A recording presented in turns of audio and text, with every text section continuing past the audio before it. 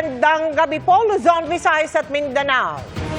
Malawakan at mapaminsalang baha ay dinulot ng bagyong Tino matapos ang 5 beses nitong paglandfall. Partikular na napuruhan ang Visayas. Sa Cebu, maraming residente ang kinailangang saklolohan sa mga bubong o second floor.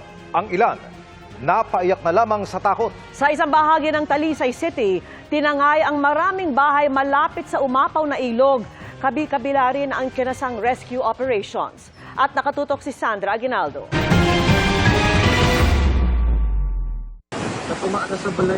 Kasunod ng magdamag na ulan, nagising na lang ang mga taga Villa del Rio 1 sa barangay Bakayan, Cebu City na halos kalahati na lang ng kanilang bahay ang makikita.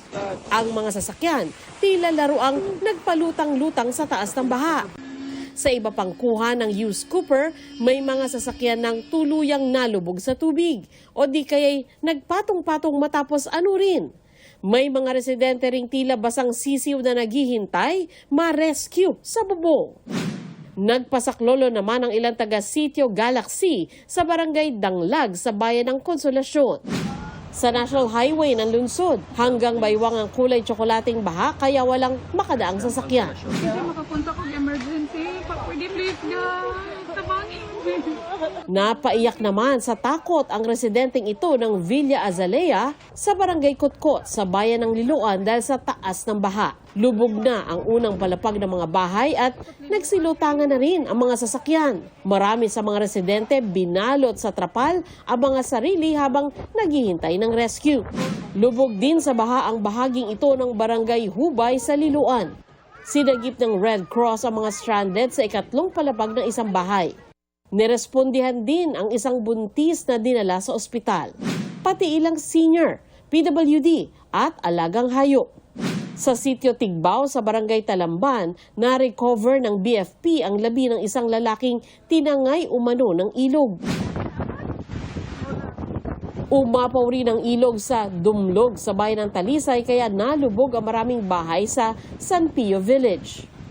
Sa taas ng tubig, napilitan ng ilang residente na manatili na lang sa ikalawang palapag ng kani-kanilang bahay. May mga residenteng kinailangang saklolohan. Kasunod naman ang pag-apaw ng Mananga River, ganito ang tumambad sa mga opisyal na nag-inspeksyon doon. Mga sirang bahay na di na mapapakinabangan. Nailikas naman ang mga residente bago pa tumama ang bagyo. Calling, Cebu City. Binaharin ang barangay Tabok sa Mandaue City. Sa bahay na ito sa barangay Umapad, maraming gamit ang nasira matapos malubog sa baha. Sa Silago, Southern Leyte, kung saan unang naglandfall ang bagyong Tino, saktong alas 12 ng madaling araw kanina, ganito ang tumambad sa mga residente. Mga nawasak na bahay at nagbagsak ang puno at poste. Nagsagawa na ng clearing operation sa mga otoridad pero inaalam pa ang lawak ng pinsala roon at bilang ng mga apektadong pamilya. Sunod namang naglandfall ang bagyong Tino sa Bourbon, Cebu, pasado alas 5 kanina, bago ito tumama sa Sagay City, Negros Occidental. Sa Barangay Crossing, Magalyon, sa bayan ng Moises Padilla, halos bubong na lang ang nakita sa taas ng baha. Ang ilang residente tuloy, nagsiakyata na sa bubong. Pinalubog din ng bagyo ang La Libertad sa Negros Oriental. Ang mga residenteng kailangan lumabas, no choice kundi lumusong sa baha. Naabot na sa... Oh my God, Ginoo ko. Naabot na sa... Sa Gihungan City, halos umapaw na ang dike sa lakas na ragasan ng tubig. Ginoo ko. Oh my gosh. Abot dibdib pa ang baha sa ilang bahagi ng lungsod kaya isa-isang sinagip at inilipat ang mga alagang hayop. Ipasalo sa bintana, kaya luwi ka na itik. Binahari ng kalsadang ito sa Dumaguete City. Wala namang naitalang malaking pinsala sa lalawigan ng Bohol. Pero kinumpirma ng PDRRMO na may nasawing barangay tanod doon matapos tamaan ng bumagsak na puno.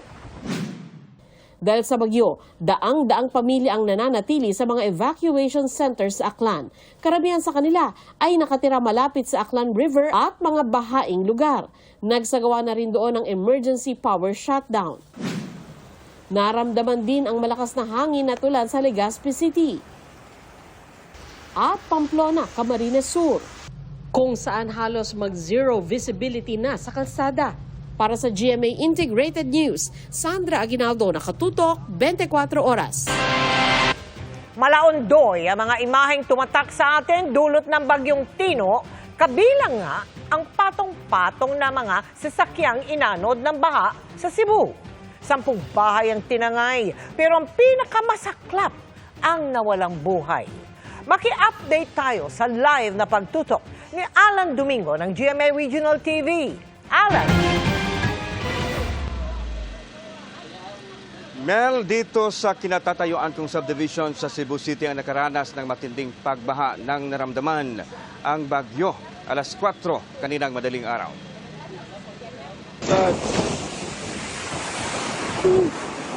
Ganito katindi ang baha kaninang madaling araw sa subdivision na ito sa Barangay Bakayan, Cebu City. Sa video nakuha ng isang netizen, maraming kotse nagsipaglatangan dahil sa taas ng tubig.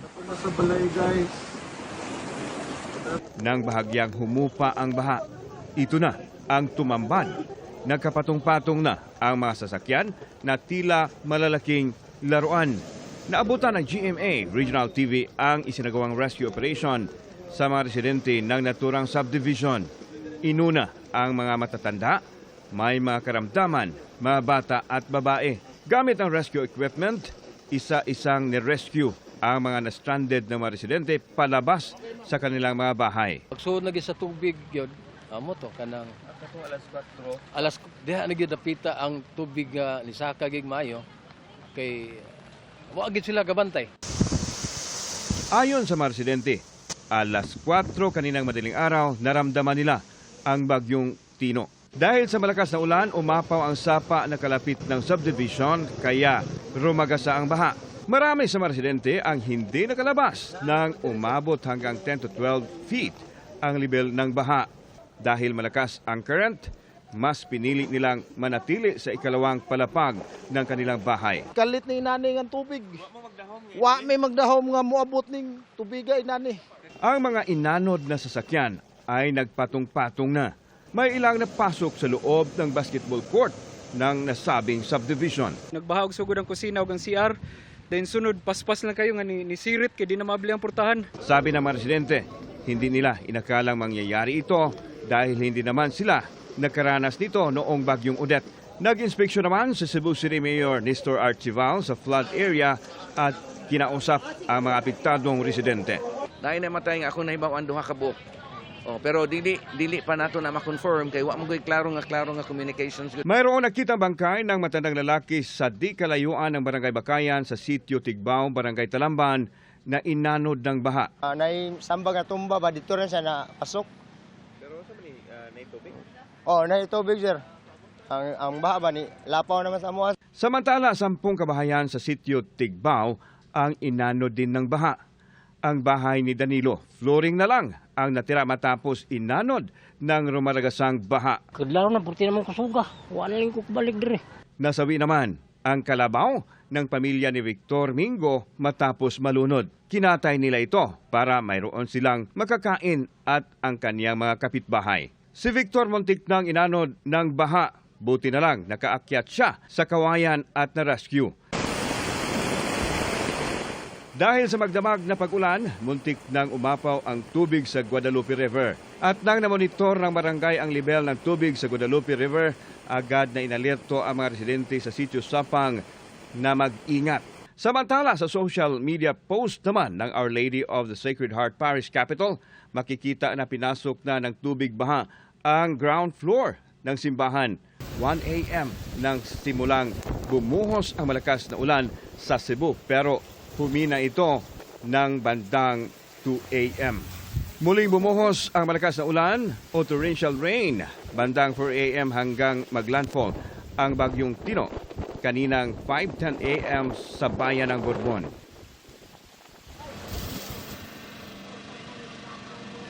Mel, nang humupa ang baha, kagad naman sinimulan ang clearing operation sa mga binahang lugar. Samantala, patuloy na ina-assess kung magkano ang danyos na iniwan ng bagyong Tino. Samantala, Mel, sinabi ni Mayor Archival na mayroong 12 katao ang patuloy na pinaghahanap matapos inanod ng baha. Mel. Maraming salamat sa iyo, Alan Domingo ng GMA Regional TV. Dead on arrival naman sa ospital ang isang lalaki sa Capiz na nabagsakan ng puno. Mahigit 50,000 ang lumikas sa probinsya dahil sa bagyo. At ang latest na sitwasyon doon, tinutukan live ni Kim Salinas. Kim. Vicky, natumbang mga kahoy at mga kalsadang hindi madaanan dahil sa pagbaha. Ilan lang ito sa mga iniwang epekto ng Bagyo Tino sa Northern Iloilo at sa probinsya ng Capiz. Madaling araw pa lang, malakas na ang naranasang mga pagulan sa Rojas City, Capiz. Nakataas ang Tropical Cyclone Wind Signal No. 3 sa lugar dahil sa Bagyong Tino. Nagdulot yan ng mga pagbaha. Kaya pansamantalang hindi nadaanan ang 4 na kalsada sa lugar. May 2 ring apektado dahil naman sa pagguho ng lupa at nabuwal na puno. Sa panay naton ang magubilan at may soil erosion. Kag ang poblasyon ilaya sa Cali Martires may ara sang obstruction nga kahoy. Mahigit 56,000 na individual ang nasa evacuation centers ngayon sa probinsya ng Capiz dahil sa bagyo. We're not worried because nag-conduct tayo ng preemptive evacuation. Sa gitna niyan, isang dugo ang lalaki ang nirespondihan sa Barangay Sublangon, Pontevedra. Nadaganan siya ng puno bandang alas 10 kaninang umaga. Dinala pa siya sa ospital, ngunit idineklarang dead on arrival. Ayon sa isang residente ng barangay, na flat ang gulong ng motorsiklong minamaneho ng biktima, kaya tumigil siya sa lugar para magpakarga ng hangin. Pero nang makarinig ng ingay ng puno, sinikap niyang isalba ang motorsiklo ngunit nadaganan ito kasama siya. Nagambal man to sante siya nga palayo na sa motor, hindi sang balik. Nagbalik pa sa pagkatumbas ang kayo igugin sa solo ya. Mapok sa dayon sa tunga sang krasada. Consider sa sir nga daw liborer sa sir. Reside sa temporary reside siya sa may barangay Sublangon. Makadto sa iya nga kan sir, manukan. Nakikipag-ugnayan na ang pulisya sa pinagtatrabahuhan ng biktima at sa kanyang mga kaanak.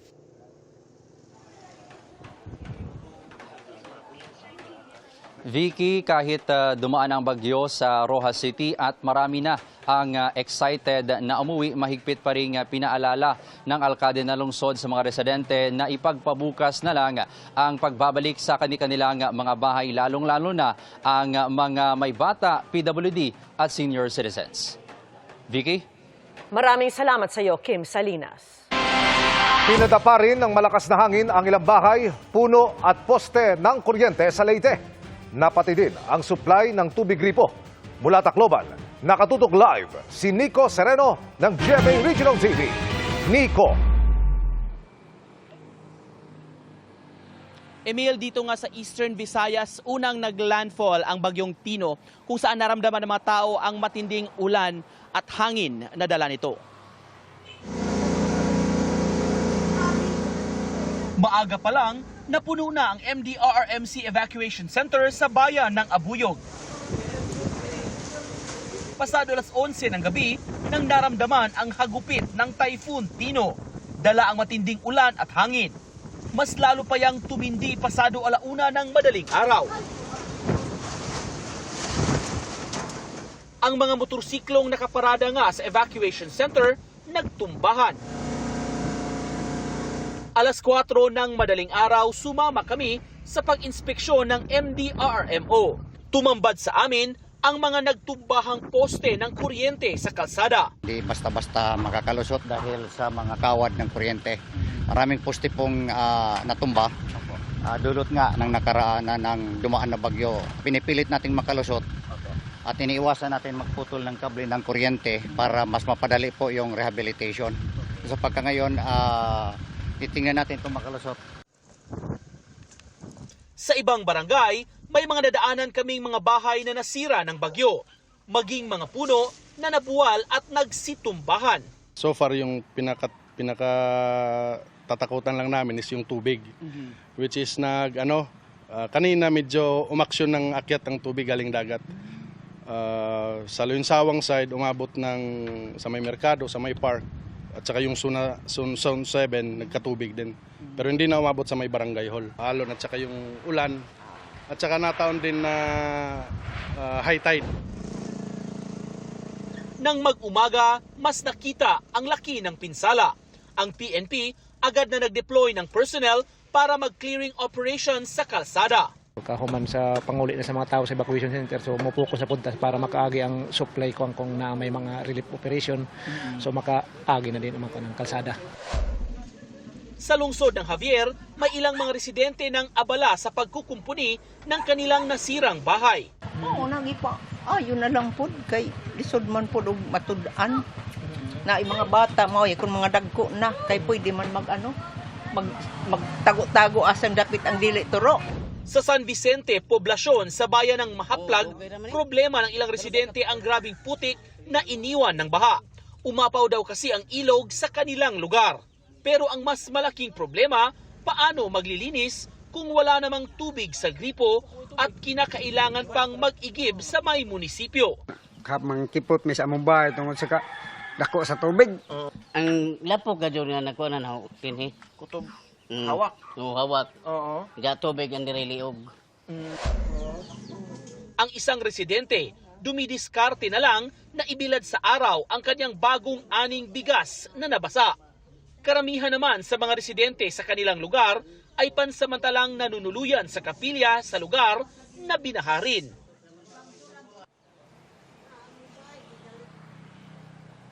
Sa ngayon, Emil, ay hindi pa naibabalik ang linya ng kuryente at komunikasyon sa maraming mga lugar dito sa Eastern Visayas. Nagpapatuloy pa rin ang damage assessment ng mga otoridad sa kabuang epekto ng bagyo. Emil? Maraming salamat, Nico Sereno ng GMA Regional TV. At mga kapuso, unti-unti pong tumatambad ang epekto ng Bagyong Tino. Sa pinakauling tala, 19 ang napaulat na nasawi at bine-verify kung dahil sa epekto ng bagyo. Umabot naman sa 1,400 na mga stranded sa mga pantalan dahil hindi makapaglayag ang mga sasakyang pandagat. Siniguro naman ng palasyo na tinutulungan na ang mga apektado. Nakatutok si Ivan Mayrina. Oras ang hinahabol para hindi na lumala ang epekto ng Bagyong Tino sa bansa. Kabilang napaulat na nasawi na umabot na sa 19, bagamat bineberipika pa kung dulot ng bagyo. Nangangalap pa ng dagdag na impormasyon ng Office of Civil Defense, lalo't may mga lugar na hindi pa naabot dahil sa nagpapatuloy na ulan at hangin at mga pagbaha. Pero may 1,700 tauhan ito ang nakatutok na sa clearing operations. Kailangan ding alalayan ng 1,400 ang stranded sa mga pantalan habang bawal pa maglayag at ayusin ang supply ng kuryente. Ngayong 8 electric cooperative ang may total power outage at 15 ang may partial outage. Ayon sa palasyo, iniutusan ni Pangulong Bongbong Marcos ang pagtutok ng pamahalaan sa mga epektong ito. Tutungo rin ang ilang miyembro ng gabinete sa mga pinakaapektadong probinsya upang personal na alamin ang kalagayan at tiyaking na ibabalik agad ang mga pangunahing serbisyo. Tinitiyak ng pamahalaan ang patuloy na pagkilos upang mapabilis ang pagbangon ng ating mga kababayan. Kabilang sa mga napuruhan ng Cebu na hindi pa nakakabangon sa 6.9 magnitude na lindol nitong September 30. Kabilang sa halos 400,000 maagang pinalikas roon ay ang mga nawalan ng tahanan dahil sa pagyanig. Some of those who are at the tent cities, yun kasi kailangan i-dismantle ang tent city kasi that will not withstand itong malakas na bagyong dadaan. So they were transferred to more sturdy evacuation centers, some to modular shelter units. Mahigit 2 milyong family food packs na naipamahagi ng DSWD habang dumarami ang mga nasa evacuation center. Bukod sa mga food packs, sleeping at hygiene kits, partikular na tinututukan ang kapakanan ng mga vulnerable sector tulad ng nakatatanda, mga kababaihan at mga bata. Isa po sa tinitingnan natin ay dapat meron pong functional water and sanitation health facilities. Meron din pong mga alternative learning activities or learning modalities para po sa mga kabataan at sa mga mag-aaral natin ng mga internally displaced persons. Inaasahan magdedeklara ng state of calamity sa ilang lungsod, bayan o probinsya para magamit ang kanilang mga calamity fund. Ang Quick Response Fund naman ng DSWD, nauna nang pinadagdagan ng Pangulo kasunod ng sunod-sunod na kalamidad. Para sa GMA Integrated News, Ivan Mayrina, nakatutok, 24 oras. Mga kapuso, parating na po ang tulong ng GMA Kapuso Foundation sa mga lugar na matinding hinagupit ng Bagyong Tino. Tatawid po ng dagat patungong Homonhon Island, Eastern Samar, ang ating truck na may kargang sako-sakong relief goods. Ipapamahagi po yan sa mga residenteng lubhang napuruhan ng bagyo doon sa mga susunod na araw. Naghahanda na rin tayong maghatid ng tulong sa mga apektadong pamilya sa Talisay, Consolacion, Liloan sa Cebu at Leyte kapag ligtas lang maaabot ang mga lugar na binaha. Sa mga nais namang tumulong sa mga kababayan nating sinalanta ng Bagyong Tino, maaari po kayong magdeposito sa mga bank account ng GMA Kapuso Foundation o magpadala sa Cebuana Luwalier. Pwede ring online via GCash, Shopee, Lazada, Globe Rewards at Metrobank credit cards. Sa lakas ng Bagyong Tino, ultimo truck na magsasagawa ng rescue operation sa Hilagang Cebu ay muntik ng anurin. Marami ring binaha roon dahil sa halos magdamagang pag-ulan. Nakatutok si Marie Dumabok ng GMA Regional TV. Pasado launa pa lang kaninang madaling araw, napatumba na ng Bagyong Tino itong mga punong kahoy sa tabi ng daan sa bayan ng Carmen. Pasado 2:00 ng madaling araw nang lumakas pa ang hangin at ang dalang ulan nito. Walang tigil, kaya napurwisyo ang mahimbing sanang tulog ng mga ipinalikas sa evacuation center sa Barangay Sabang, Danao City dahil sa pagpasok ng tubig ulan. Mas lumakas pa ang hangin at ulan pasado 5:00 ng madaling araw nang maglandfall na ang bagyo sa bayan ng Bourbon. Mga kapuso, mag-aalas 6 na karong orasa pero hangtod karon mas ni grabe pa kakusog ang hagupit sa Typhoon Tino dinhi sa Danao City, Cebu. Sa lakas ng hangin, nabaklas ang bubong ng isang bahay. Nabuwal din ang mga punong kahoy. Sa kasagsagan ng bagyo, isang may-ari ng bahay ang patuloy na nagkukumpuni ng kanyang nasirang bahay. Pasado 8:00 na ng umaga, humupa ang malakas na hangin at ulan. Tumambad ang tindi ng pinsalang dinulot ng bagyo. Matinding baha rin ang naranasan sa National Highway tulad na lang sa Barangay Poblacion sa lungsod ng Danao. Dahil lagpas bewang, hindi ito madaanan ng mga papunta at galing sa northernmost Cebu. Nagmistulang sapa itong National Highway ng Barangay Estaca, Compostela. Malakas ang agos ng baha, kaya kahit fire truck na magsasagawa lang sana ng rescue operation ay muntik anuri ng baha. Ligtas naman ang mga sakay. Ang padong kami mag-rescue mo mga 2 hours ago or 3 hours ako estimated na kung oras. Pag abot na mo ma'am kay amo na lang ang tanggi priority ang katong subdivision kay daghan kayo tawag daghan kay call. Sa to say ma'am dili gyud kayo sa fire truck ma'am gianod jud mi tungod sa pressure sa tubig. Mga bahay na bahaan at may mga bahay na nasira dahil sa matinding baha. Umapaw umano ang Kutkut River at inilarawan ng matinding tubig baha ang dala. Binaha din ang karamihang bahay at daan sa Barangay Kutkut, Hubay at Tayud Bayan ng Liloan. Marami sa mga establishmento ang nasira rin ng dahil sa baha. Maraming mga sasakyan ang inanod ng baha. Mabuti na lamang at nagpatupad ng forced evacuation ng ilang LGU kahapon. Ang atong objective is zero casualty yun na ninguha ta.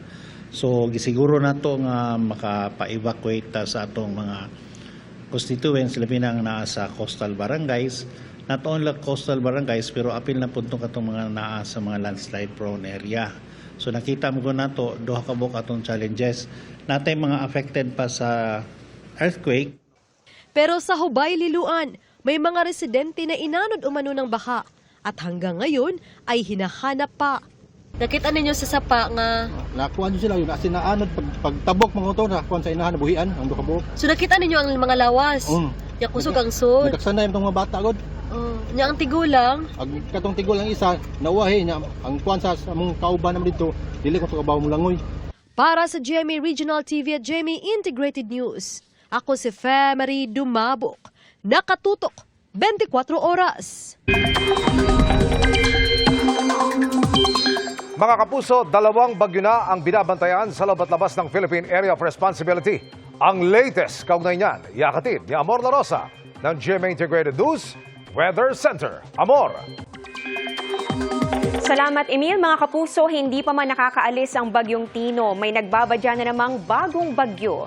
Pero bago yan, sa Bagyong Tino muna tayo na 5 beses tumama sa lupa ngayong araw po ng Martes. Diyan yan sa Silagos, Southern Leyte, Borbon, Cebu, Sagay City, Negros Occidental, San Lorenzo, Guimaras, at pati na rin sa Iloilo City. Huling namataan ang sentro ng Bagyong Tino sa vicinity ng Patnongon, Antique. Taglay po nito ang lakas ng hangin nga abot sa 130 kilometers per hour at yung bugso naman nasa 180 kilometers per hour. Kumikilos po yan pahilagang kanluran sa bilis na 15 kilometers per hour. Sunod po nitong tutumbukin ang Northern Palawan at bukas ng umaga ay posibleng nandito na sa may West Philippine Sea at maaari pong nasa labas naman na ng Philippine Area of Responsibility bukas ng gabi o di kaya naman ay sa Huwebes ng madaling araw. Sa ngayon po dahil pa rin sa Bagyong Tino, nakataas ang signal number 4 dyan sa Calamian Islands, Cuyo Islands, Central and Southern portions ng Antique, Central and Southern portions ng Iloilo at pati na rin sa Guimaras. Yung signal number 3 nakataas naman dito sa northernmost portion ng mainland Palawan, pati na rin sa rest of Antique, Caluya Islands, kasama rin po ang Aklan at Capiz, natitirang bahagi ng Iloilo, northern and central portions ng Negros Occidental at pati na rin ang northern portion ng Negros Oriental. Yung signal number 2 nakataas naman sa southwestern portion ng Masbate, ganun din sa southern portion ng Oriental at ng Occidental Mindoro, pati na rin sa southern portion ng Romblon, northern portion ng Palawan, kasama rin po dyan ang Cagayan Silio Islands. Kasama rin sa nasa ilalim ng signal number 2 ang Cebu, Bantayan Islands, central portion ng Negros Oriental at pati na rin ang natitirang bahagi ng Negros Occidental. Samantala mga kapuso, yung signal number 1 nakataas po yan sa southern portion ng Quezon, ganun din sa southern portion ng Marinduque, natitirang bahagi ng Oriental Mindoro, natitirang bahagi ng Occidental Mindoro, kasama po dyan itong Lubang Islands, pati na rin sa natitirang bahagi ng Romblon, natitirang bahagi ng Masbate kasama ang Burias at Icao Islands, at pati na rin dito sa may central portion ng Palawan. Signal number 1 din sa Biliran, northwestern portion ng Leyte, Camotes Islands, northern at western portions ng Bohol, Siquijor, at ganun din sa natitirang bahagi ng Negros Oriental.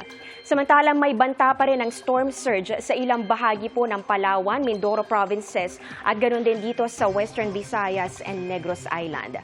At eto nga po, naging bagyo na yung low pressure area sa labas ng Philippine Area of Responsibility. Huli po yung namataan, 1,910 kilometers silangan ng northeastern Mindanao. Ito po ang pagkilos niyan ay pa west-southwest sa bilis na 25 kilometers per hour.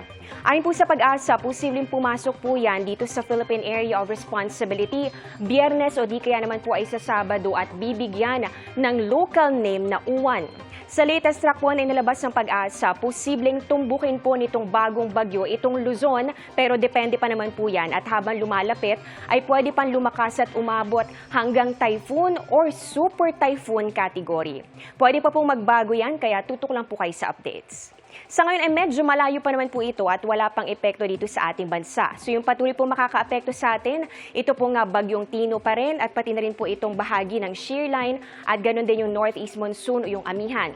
Base po sa datos ng Metro Weather, umaga bukas may tsansa po ng ulan. Dito yan sa may Batanes and Babuyan Islands, eastern section ng northern at ng central Luzon, Calabarzon at ganun din dito sa Mimaropa. At mapapansin po ninyo, yung pinakamatitinding buhos ng ulan ay nandito na sa bahagi po ng Palawan. May mga pag-ulan din sa hapon, kasama na po dyan itong bahagi ng Bicol Region. Sa Metro Manila naman tayo, pwede pa rin pong maulit yung mga pag-ulan bukas, kaya magdala pa rin po ng payong. Sa Visayas at Mindanao naman, umaga po bukas may mga pag-ulan pa rin. Dito yan sa Western Visayas, Negros Island Region at Zamboanga Peninsula. At sa hapon naman mga kapuso, may mga pag-ulan din pero hindi nakasintindi nung kasagsagan po ng pagdaan ng Bagyong Tino sa Visayas. Pero syempre maging alerto pa rin. Yan ang latest sa ating panahon. Ako po si Amor La Rosa para sa GMA Integrated News Weather Center. Maasahan anuman ang panahon. Tulad sa Cebu, abot bubong din ang baha sa Moises Padilla sa Negros Occidental dahil naman sa umapaw na ilog. May mga kalsada ring hindi madaanan dahil sa baha o nabuwal na mga puno. Nakatutok live si Eileen Pedreso ng GMA Regional TV. Eileen? Mel, mula pa kaninang umaga ang ulan na nararanasan sa ilang bahagi ng Negros Occidental. Dito naman sa bayan ng San Enrique, hindi rin nakaligtas sa baha ang mga kabahayan pati na mga motorista. Lubog sa baha ang ilang kabahayan sa Sitio Asing, Barangay Bagunawa sa San Enrique, Negros Occidental matapos maranasan ang malakas na ulan mula kaninang umaga. Umapaw sa kalsada ang tubig baha at pumasok sa ilang kabahayan. Ang ilang motorista pahirapan sa pagdaan sa lugar. Si Mary Joy humingi ng rescue matapos pasukin ng baha ang kanilang bahay sa lugar. Mga ako pamilya dito ato na sa babaw at top ga tener. Tidire na lang ko nagpabilin eh. Gabi gid mo nga pangabay kami to nga ma-rescue na to sila. Di subong gulpi lang anong tubig, bisan nagulat ang tubig dalom mga balay ng kalalupad. Pareho ako na ang alubla ko ng kalatumba ulog. Hasta sulod balay ko na sa loob mga tubig. Sa mga larawang ito, makikitang halos abot na ng tubig baha ang bubong ng ilang kabahayan sa barangay crossing sa bayan ng Moises Padilla. Halos abutin naman ng tubig ang overflow bridge sa barangay 1. Sa barangay Montilla, hindi madaanan ang ilang kalsada matapos matumba ang ilang puno. Pansamantala ring hindi madaanan ang hanging bridge na ito sa barangay Quintin Remo. Ayon sa MDRRMO, mahigit 500 individual ang nag-evacuate at pansamantalang nananatili sa 8 evacuation sites. Sa Victoria City naman, nilipad na malakas na hangin ang ilang bubong ng bahay. May ilang kalsadang hindi madaanan dahil sa natumbang mga puno. Inilikas na rin ang mahigit 1,000 pamilya na nakatira sa coastal area sa Bacolod City. Sa kabila ng isinagawang forced evacuation, may ilang residenteng piniling manatili sa kanilang mga bahay.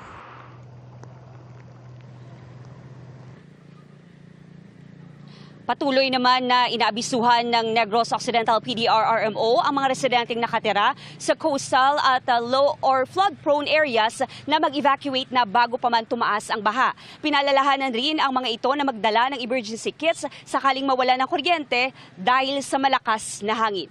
Balik sa inyo dyan, Mel. Maraming salamat sa iyo, Eileen Pedreso ng GMA Regional TV. Dahil sa pananlasa ng Bagyong Tino, kanselado ang ilang biyahe sa Pantalan at Paliparan. Marami tuloy ang stranded sa PITX at NAIA. Nakatutok live si Mariz Umal. Mariz? Mel, panandali ang abala pero ang kapalit naman ay kaligtasan. Kaya nga gaya ng sinabi mo, marami ang mga stranded dahil sa mga nakanselang flight dito sa NAIA at pati na rin sa PITX kanina. Hindi na bumiyahe ang 19 na bus mula rito sa Parañaque Integrated Terminal Exchange o PITX na papunta sana sa mga Pantalan at sasampa sa mga Roro. Bawal pa rin naman kasi ang paglalayag sa mga lugar kung saan nagtaas ng storm signal simula pa kahapon. Going to Mindoro, Eastern Samar, Eastern Visayas, and syempre Masbate po. No? Right now po, naghihintay rin din tayo ng abiso naman coming from Philippine Ports Authority para po kung if na-lift na po yung ban ng travel ng sea, doon po tayo magkakaroon ng resumption of trips. Tinext na ang mga pasaherong may advance booking kaugnay niyan. Pero dahil nag-walk-in si Narolan at Avi, sa PITX na nila na lamang wala silang masasakyan papuntang Batangas. Dagdag pagod po since estudyante po, midterm season po. So, marami pong gawain din. Per wish at the same time for safety, naintindihan naman po namin yung pag-cancel. Sana po ma'am, yung advisory po nila, mas maaga at the same time po, widespread. Nag-follow up po kami doon sa booth ticket po. Tapos ang sabi po nila sa amin is nag-cancel daw po yung operation. Kung wala nang mauuwian, pwedeng maghintay sa terminal kung saan may mga commercial spaces at capsule dormitories na pwedeng tuluyan ng may bayad. Sa NAIA naman pila ang mga nagpaparebook dahil sa mga nakanselang flight na karamihan ay pa-Visayas. Maghapong naghahanap ang mga pasahero ng malilipatang flight, gaya ni Roberto na galing pang Dubai at may connecting flight sana pa Bacolod. Nanghihinayang siya lalo't may 10 araw lang siya roon para makapiling ang inang may sakit, pero nabawasan pa. Depende sa panahon kasi, hindi naman namin maiwasan yun. Di rin inaasahan ng 2 Swedish na maaantala ang flight nila pa El Nido. Nice weather, nice beach, good food, a lot of happy people. That's life. Everything can happen. I think it's good because I never been on an island with a typhoon, so I don't know exactly what it is. Bukas na lang din tutuloy ang anak ni Suzette na si Jonel Pacapiz. Birthday niya sa 7, so gusto niya umuwi talaga sa 7, doon na siya. Abala, malaki pero okay lang. For safety ba? Baha, malakas ang hangin. 80 domestic flight ng Cebu Pacific ang nakansela. Gayun din ang 130 domestic flight ng Philippine Airlines at 70 domestic flight ng AirAsia. Mel, sa mga pasahero naman nalilipad mula rito sa NAIA at babiyahe mula sa PITX, pinapayuhan po kayo na mag-check ng mga schedule sa mga social media pages ng mga airline, mga bus line at ng PITX. At humihingi naman ng karagdagang pampasensya ang mga pamunuan ng airline at bus company dahil para rin naman daw sa kaligtasan ng lahat ang mga kanselasyong ito. At yan ang pinakasariwang balita mula pa rin dito sa NAIA. Balik sa iyo, Mel. Maraming salamat sa iyo, Mari Zumali. Sinalanta rin ng bagyo ang Iloilo. Bukod sa mga pinsala sa ari-arian, ilang residente ang kinailangang i-rescue. Mula po sa Iloilo City, nakatutok live si John Sala. John. Vicky, nararamdaman pa rin ang pabugso-bugsong hangin at ulan sa probinsya ng Iloilo, dala ng Bagyong Tino. Sa lakas ng hangin kasabay ng ulan, nabuwal ang ilang puno sa ilang bayan sa Northern Iloilo.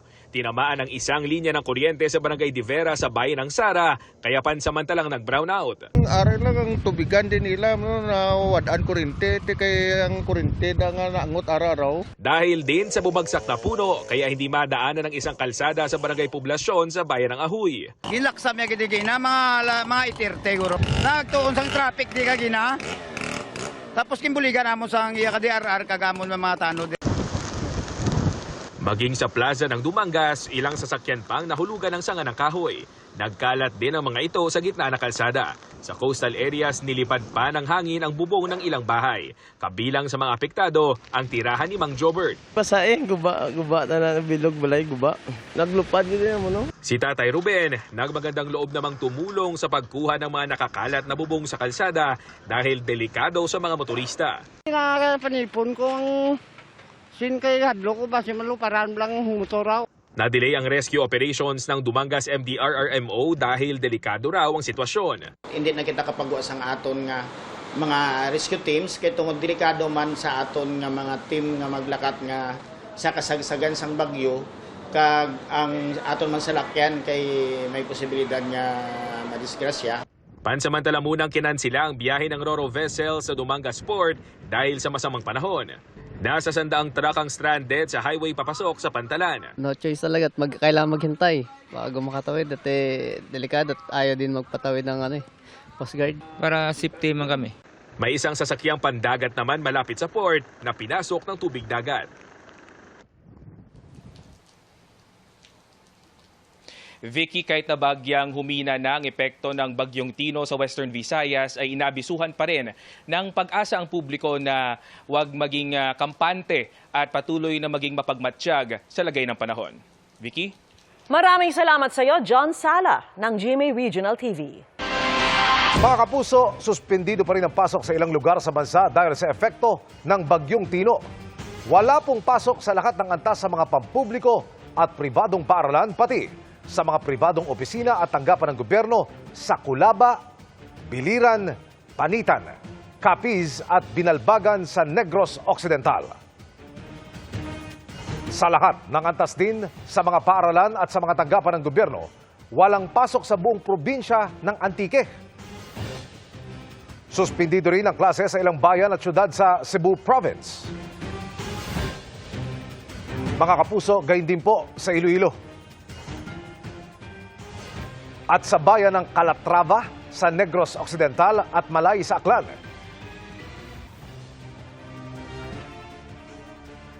Ang ilang bayan naman sa Cebu Province, face-to-face classes ang sinuspinde. Pati sa Oton sa Iloilo,